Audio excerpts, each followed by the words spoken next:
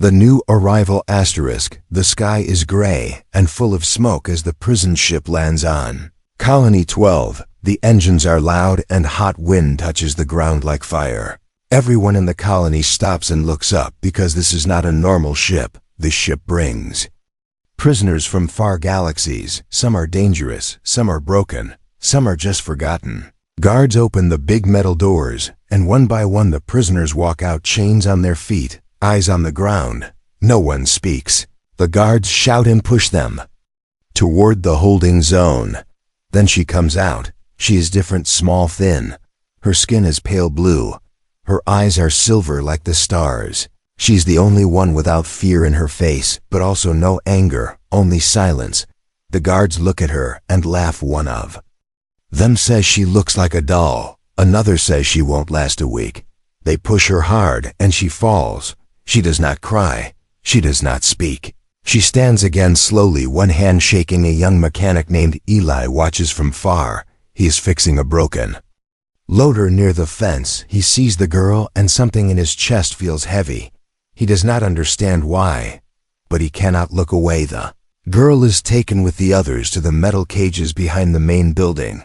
That place is called the pit. No sunlight, only cold air and metal walls. Inside the cage she sits in a corner. She wraps her arms around her knees and closes her eyes. At night the guards drink and laugh. They talk about the new alien girl. They say she is soft and weak. They say she is fun to break. The next day, Eli walks past the cage area. He looks through the bars. He sees the girl sitting in the same place. She does not move. He throws a small packet of food near her. She does not touch it. A guard sees him and tells him to leave later. The guards take the girl out. They call it a game. They tie her to the post near the yard. Other prisoners watch in silence. They do not move. They know the rule. If you speak, you suffer. The first guard hits her with a shock rod. She gasps, but does not scream. Second guard kicks her side. She falls but stands again, blood from her lip, eyes still silver, still silent. Eli watches from the shadows. His fists are tight, his teeth pressed together. He wants to run and stop them, but he knows the rule. If a slave worker disobeys, he is next. The beating goes on. Every hit is harder, every laugh is louder, but the girl does not break. Then, suddenly, she looks up. Her eyes lock with Eli's across the yard. Time stops. Eli feels something inside him, a voice in his mind. Not loud, not clear, but soft like wind, like a whisper. Help me. Then the guard strikes again, and she falls. Eli steps forward without thinking. A sharp voice behind him says, "Stop." It is the head guard, big, rough, with a cold smile. You like the alien boy.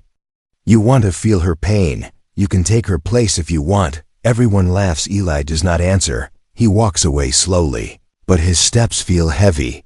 His back burns. His mind races. That night he cannot sleep. The whisper stays in his head. He sees her face again and again, not in fear, not in pain, but in quiet, in peace, like someone who already lost everything and now waits for nothing. Next morning, he goes early to the cage. He brings water and a small cloth. He finds the girl awake, eyes open, still quiet. He kneels down and pushes the water bottle through the bars. She does not touch it at first. He says softly, "It's clean. Please drink." She looks at him for a long time. Then slowly she takes the bottle, drinks one sip and closes her eyes again. Eli smiles. Just a little, but behind him another guard watches. Later that day, the guards talk. They say the girl did not scream. They say maybe she is not weak. Maybe she is hiding something. The head guard says maybe we hit her harder next time. Maybe we find out what's inside. As the sun goes down, the girl sits alone. Eli works late in the garage, but he looks at the stars now and then. Somewhere far in the galaxy, a force stirs, a power forgotten, a name lost. But tonight it waits in a cage, in silence. Rain falls gently on the colony as the sun hides behind heavy clouds. The ground is wet and quiet. Most workers stay inside their rooms. But Eli walks toward the cage area slowly, a small bag in his hand, his heart heavy, his steps careful inside the cage. The alien girl sits like before, same corner, same silence. But something is different today. Her body leans forward, one hand pressed against her ribs. Breathing slow and shallow, Eli reaches the bars and kneels down. He whispers softly so no guard can. "Here, I brought food, some medicine too. Please take it." She opens her eyes, silver and still. No fear, no anger, just tired. He slides the packet through the gap under the bars. She looks at it for a long moment, then reaches slowly, fingers weak. She takes the food but not the medicine. Eli says, "This helps pain. You need it." She shakes her head once, no words.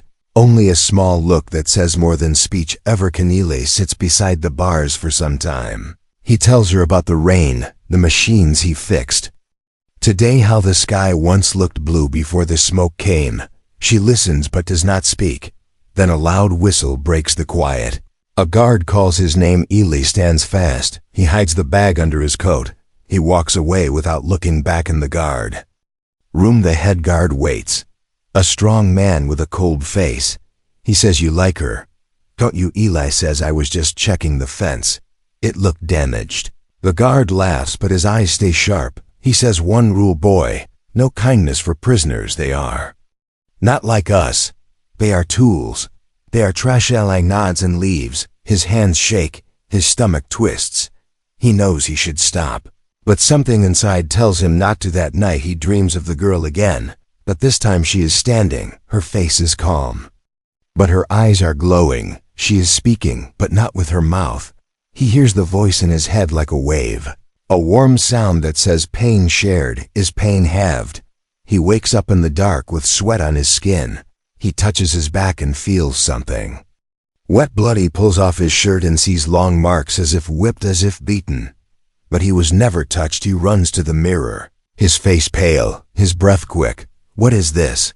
What is happening? He remembers her eyes, the soft voice, the pain in her ribs, the way she moved. He begins to understand something. He begins to believe. The next day he brings better medicine. He wraps it in cloth and hides it in his boot. He waits until the guard walks away, then rushes to the cage again. The girl is awake, but her face shows more pain today. She holds her arm tight against her body. It looks broken. Eli kneels again, his voice low. "Please take this. It will help. I don't care what they say. I just want to help." She looks at him, really looks, and this time she speaks. Her voice is soft, broken like wind passing through dry leaves. Why? Eli is silent for a moment, then says, "Because no one helped my sister. She was sick. People watched. People walked away. I will not do the same."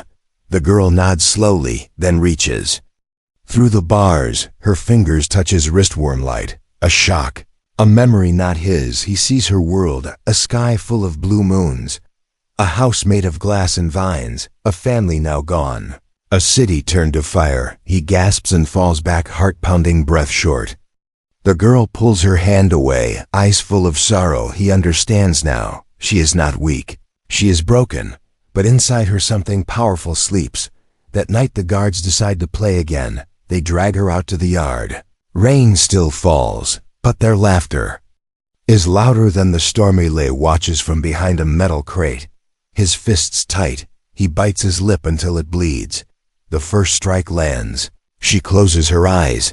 The second comes. Eli feels the pain in his ribs. His skin burns. He almost falls. Then it happens again. Her eyes find his. A whisper in his mind, "Run before it is too late."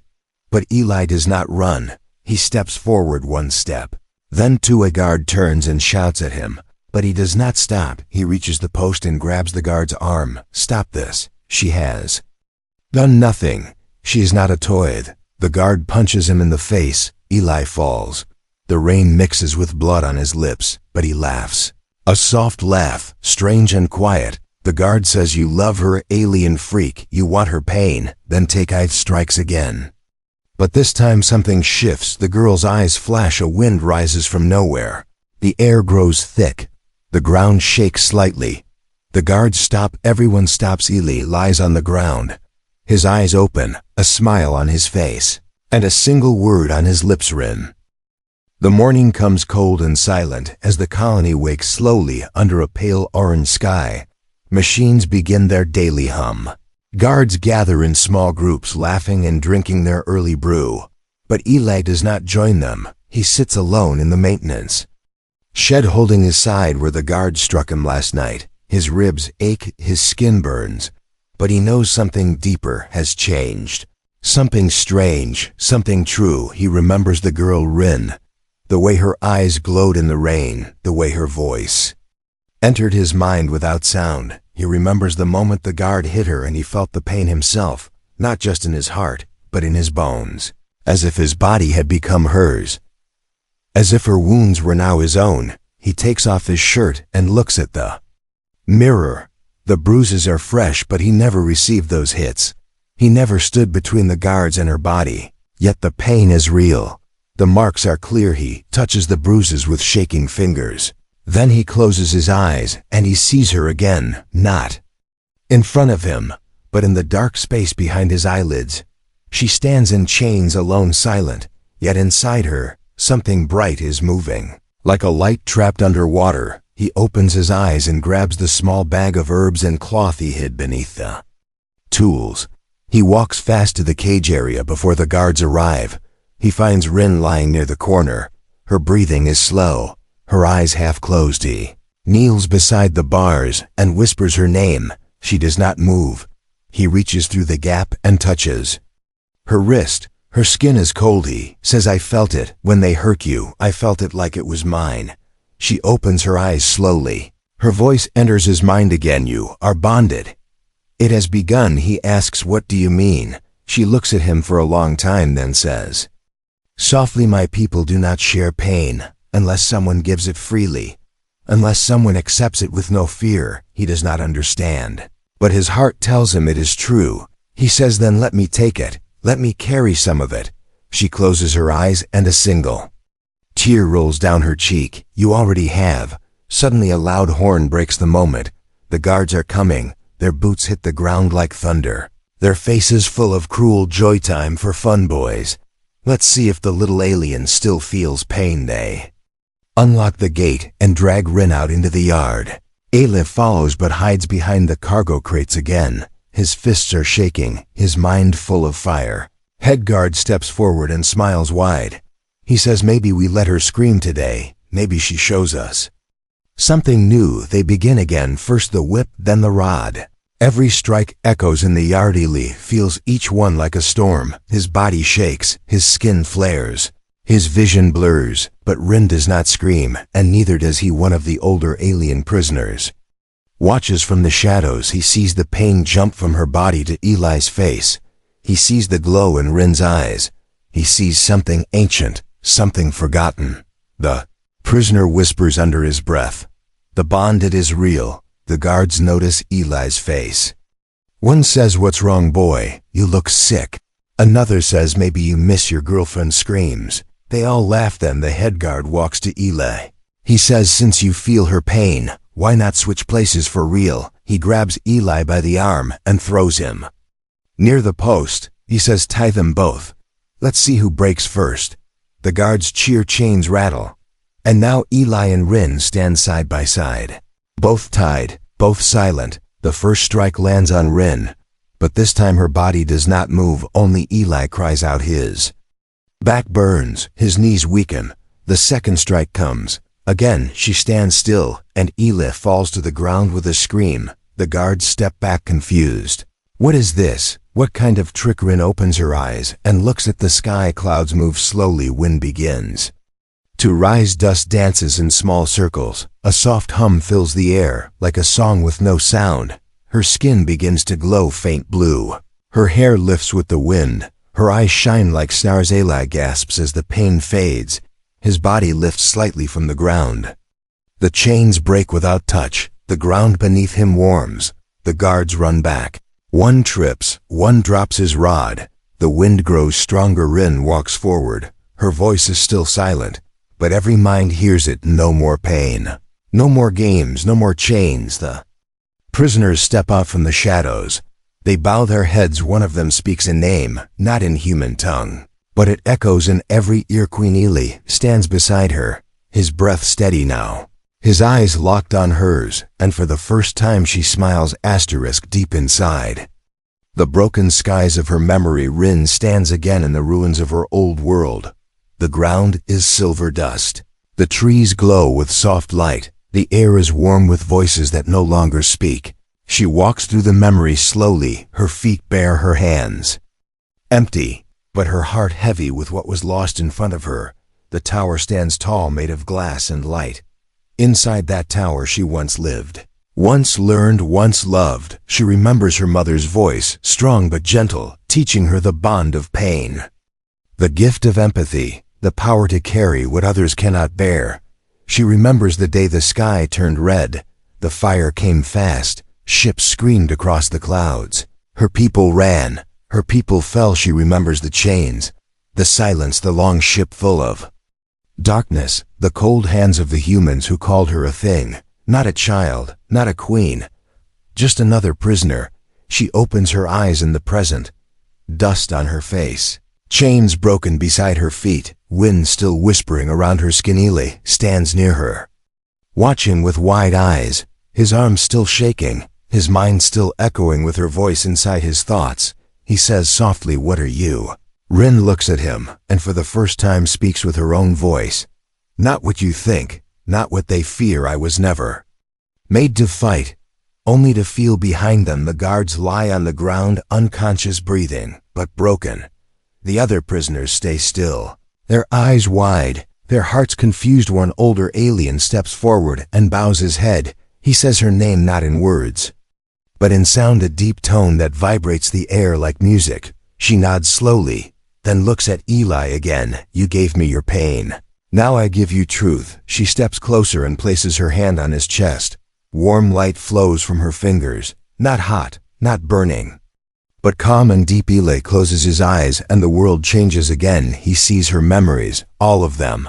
The planet of soft rivers, the school of energy where young ones learn through feeling, the giant hall where pain is shared and burned into light, the pool moment her mother gave her the title of heir, the last moment before the attack, the fall of her people.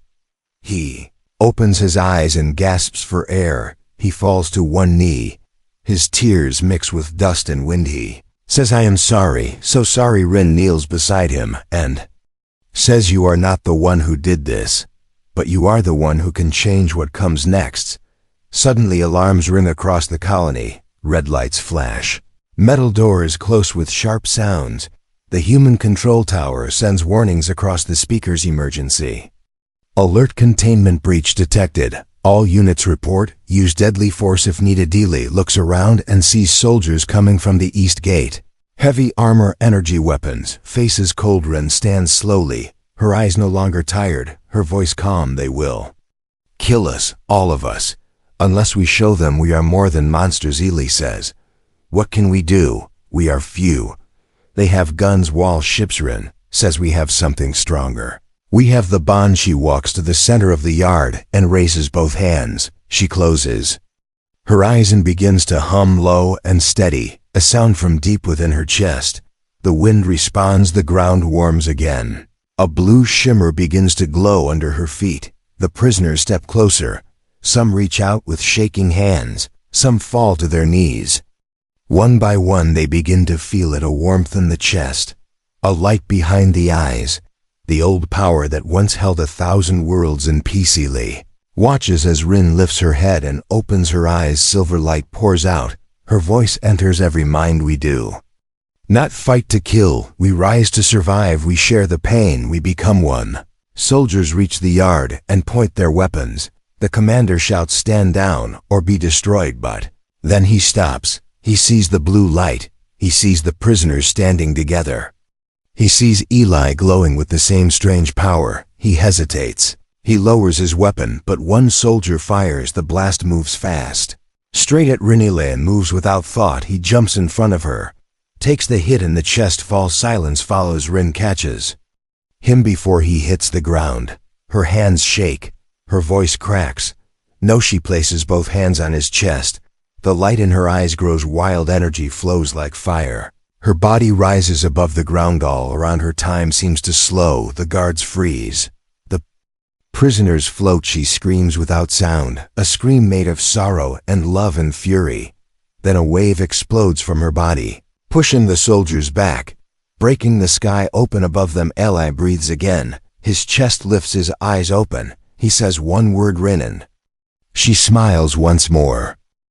The air is thick with dust and heat as the sky above the colony cracks open with thunder. Without sound, the energy released by Rin's scream still hangs in the air like a storm that forgot to leave. The ground is still. The guards are frozen in place. Even the clouds seem to stop and listen. Eli lies on the ground with his chest rising slow but steady. His eyes open slowly. His hands tremble, but his heart beats strong. He looks up and sees her floating above him. Her hair moves like smoke in the wind. Her body glows with light that feels alive. Rin is no longer the quiet girl in chains. She is something more, something ancient, something forgotten. She lands beside him and kneels without words. Her fingers touch his chest where the blast struck. No blood, no burn, only light. He whispers, I felt nothing. She replies, you felt everything. You became part of me, and I of youth. Soldiers watch with fear in their eyes. One whispers she is not just alien, she is a weapon. Another says she is not supposed to have this power. The commander lifts his radio and calls for backup. He says she is awakened. We need airstrike clearance. We need orbital fire. But the signal is broken. The tower lights flicker and fail. The machines inside scream once, and then fall silently. He hears voices not from mouths, but from the minds around him. The prisoners begin to speak in thoughts. They feel what he feels. They see what Rin sees. Old ones remember stories told in dark corners. Tales of the empaths, the bond keepers, the pain holders. They whisper the old name Kelna, the last light of the deep stars. Rin stands and looks at the soldiers with calm eyes. Her voice rises not in volume but in truth. We do not come to kill. We come to end the chains. You made a game of our suffering. Now you will see the price. The commander shouts, fire all weapons. The soldiers raise their guns and pull triggers, but nothing comes. The weapons jam. The power cells melt in their hands. The bullets fall before they fly one by one. The guards drop their guns and fall to their knees, not from force, but from memory. Their minds open. Their pain returns. The pain they gave. The pain they laughed at. It all comes back. Eli sees one guard cry. He sees another crawl away whispering names of those he hurt. Rin turns to the prisoners and opens her hands. She says, if you want revenge, it is yours. But I offer something greater. Old alien who bowed before her now speaks loud and strong. He says, we want peace, we want home. They all nod. Even the broken ones, even the angry ones. Rin closes her eyes again. The light around her grows warmer, softer. It flows from her to them, from them to Eli, and then something new happens. Eli begins to glow again.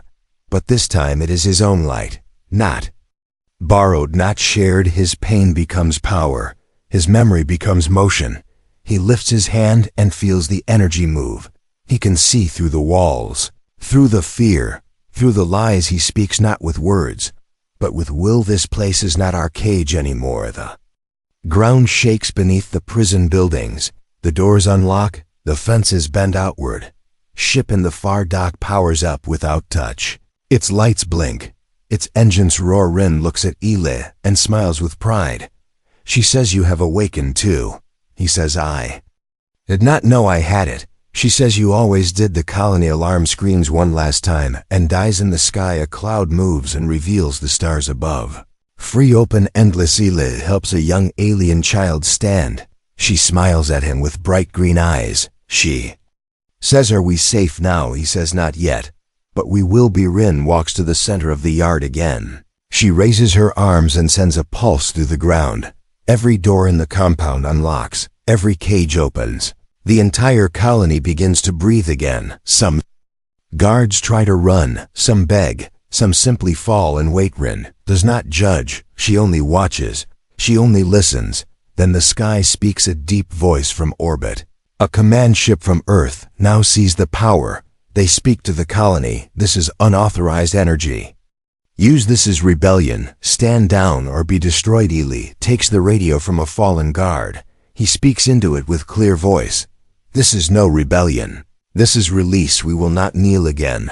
There is silence on the other side, then static, then silence again. Rin walks to the ship in the dock. She places her hand on the hull. It opens like it knows her. She looks back at the others. She says the choice is yours. Some walk forward. Some stay behind. Eli walks beside her. He says, where do we go? She says, where no chains reach. As the ship rises into the night, the wind lifts the dust behind them, and the light of stars greets them at last. The stars shine above the colony like cold eyes watching the ground below, as silence covers the broken fences and the open cages. Smoke rises slowly from the towers that once controlled every breath, every step, every cry.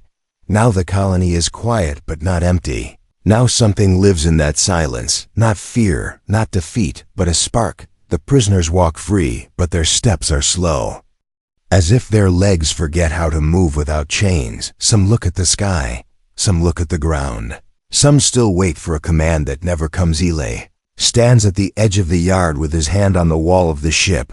Rin touched, he feels the warmth inside the metal. He feels her energy still moving through the wires like a heartbeat. She stands nearby, her eyes closed, her arms loose, her mind calm but alert. She feels every soul around her. She feels their fear and their hope and their questions. She hears the voice of the humans above in orbit whispering to each other. What is she? What is he? What do we do inside the command ship orbiting high above? Earth officers watch the feed from the ground with shaking hands. One says they are just prisoners. The other says they are not anymore. Orders come from a cold room full of shadows. Shut them down. Take the colony back. Use force if needed. Use fire if needed. The sky hums again, this time with the sound of war. Eli hears the faint roar from above. Looks at Rin. She nods once. He walks to the center of the yard and speaks with a voice that carries without shouting. They are coming. They want to take this back. They think we will bow again. Will we? The crowd is quiet for a breath. Then one voice says no. Then another, then many. The sound grows, it echoes, it becomes more than noise. It becomes a song made of pain and memory and new strength. Rin raises her hand. A wave of calm moves across the crowd. She says, we will not attack, but we will not kneel. We do not need guns, we have each other. The older alien who once called her queen steps forward. He says, we follow you. We follow. The Bondi human worker steps beside him. Then another, even a young guard, drops his weapon and walks forward with eyes full of regret. Rin looks at Eli. He says, we are more than what they built here. We are more than their fear above them. The sky opens as ships begin to descend, sleek black with weapons glowing red. No warning, no mercy. The colony ground shakes, but no one runs. Rin lifts both hands. The air around her begins to glow again, soft, steady. Not bright with fire, but deep with truth. She says, we do not fight to win. We rise to end. As the first ship lands, the soldiers inside prepare to strike. They open the doors and raise their rifles. But what they see is not an army. They see unity. They see aliens and humans standing together. Not with weapons, but with purpose. One soldier steps out and shouts, this is your last chance. Surrender now. Eli steps forward and says, we have nothing left to surrender. The soldier hesitates. He looks at the faces before him, not angry, not wild, just firm. Then a strange thing happens.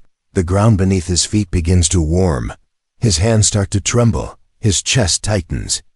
Sees something. Not with his eyes, but inside his mind, a child behind a cage, a scream in the dark, a whip, a laugh, a silence. He drops his gun. He falls to his knees one by one. Others feel it too, the shared weight of what they caused, the truth no weapon can erase. Rin walks toward the ship slowly. Her feet leave no mark. Her voice is soft but clear. You cannot kill what we have become. You cannot break what is already broken. You cannot own what chooses to rise. The soldiers do not move. Some cry, some pray. Some simply listen. The command above grows angry. They scream into radios. They demand fire. They demand blood. But the ships do not fire. They Float in the sky without orders, without answers, without belief. One pilot takes off his helmet and looks down. He sees the girl glowing like a star. He sees the boy standing beside her. He whispers, maybe they are not the enemy. He turns the ship away. One by one, others follow. The orbit becomes quiet again. The stars return on the ground. The prisoners cheer. Workers laugh. Some fall to their knees and weep. Rin looks at Eli and says, this is not the end. He says, no, it is the beginning. She looks at the broken walls of the colony. She looks at the towers that once kept voices locked. Then she closes her eyes and lifts her hands once more. The buildings crack, the walls fall, the gates break, not from rage, but from released dust rises into the wind and carries the last whisper of chains into the sky. Rin stands in the middle of it all and speaks one word: home. The night is quiet above the broken colony as stars blink in the wide sky like 1,000 eyes watching a world that is no longer silent. The air carries a strange peace, not the peace of victory, not the peace of surrender, but the peace that comes after truth has been spoken and chains have been shattered. Rin stands at the edge of the yard with her hands open to the wind. Eli stands beside her with tired eyes and steady breath. Their bodies carry the weight of what they have done. Their hearts carry more behind them. The people begin to move, aliens and humans alike free, now not just in body but in soul. The old buildings burn slowly, not in rage but in cleansing, a fire that does not scream but sings. Ships that once hovered with fear now float above with silence. The orbit is full of voices unsure of what to do. Commanders shout in rooms full of blinking screens. Politicians argue. Generals threaten, but no one moves. The bond has reached them, not through wires or broadcasts, but through something deeper, something that cannot be explained, only felt. Haley looks at the sky and hears nothing, not a warning, not a demand, only stillness. He turns to Rin and says, they are waiting. She says, yes, they are afraid to choose. He says, we must show them there is a path. She says, we already have. In the center of the yard, a group gathers. Some carry tools, some carry wounds. All carry memories that hurt. A child holds a broken chain in both hands. She does not cry, she does not speak, she simply watches. As the chain crumbles into dust, Rin steps forward and calls out to all. She says, we did not come to destroy, we came to feel. We came to heal. Her voice flows across the ground like light over water. Soft, unstoppable. Lily places a hand on her shoulder and says, they still have power, they still have ships, they still have weapons. She says, then let them choose to use them. But let them know we will not kneel. Suddenly, the sky answers. A deep voice from orbit speaks to the entire colony. This is High Command. You have broken security. You have interfered with protocol. You must surrender at once or face full planetary cleansing. Words fall like stones, heavy, sharp, final. The people go still, the fire goes quiet. The stars feel cold again, but Rin lifts her head and closes her eyes. She opens the bond wide, not just to those near her, but to the ships above, to the minds behind the weapons, to the ones watching in fear. She shows them the memories.